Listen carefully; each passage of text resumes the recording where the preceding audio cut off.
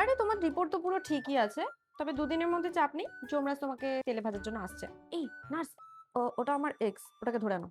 তারপরে অনেকদিন পর সেই আমার কাছেই আসতে হলো দেখাতে। আমি তোমার কাছে দেখাতে আসিনি। বেশি বাদরামো মারলে তোমার সাথে অন্য কিছু হবে। কি হয়েছে তাড়াতাড়ি বলো। আমার তোমার কাছে ট্রিটমেন্ট করানোর কোনো ইচ্ছা নেই। দেখাবে না? নার্স, ওকে ২ নাম্বার বেডে বেঁধে ফেলো। আমি ওর আজকে অপারেশন করব। আজকে তোর ওইটা গেল আমার সাথে চিট করা। এটা তো আমার বেস্ট ফ্রেন্ডের এক্স। তা বলো তোমার কি হয়েছে প্রবলেম? পিরিয়ডে ব্যথা হচ্ছে? ওই রিপোর্ট এনেছো? আচ্ছা দাও। তোমার পেটে তো স্টোন জমেছে। তুমি একটা কাজ করো, তোমার এক্ষুনি অপারেশন করতে হবে, ৩ লাখ টাকা লাগবে, না হলে কিন্তু তোমার বাঁচার একটু চাপ আছে, কারণ স্টোন তো বের করতেই হবে। নার্স, গ্যাসের ব্যথা, বাট বলো না ওকে। তুমি একটা কাজ করো, ওর অপারেশনের ব্যবস্থা করো, ৩ লাখ টাকা আসছে। নেক্সট নাম বলুন আপনার। চর চরণবালা কুমারী। এজ কত? ৫৪।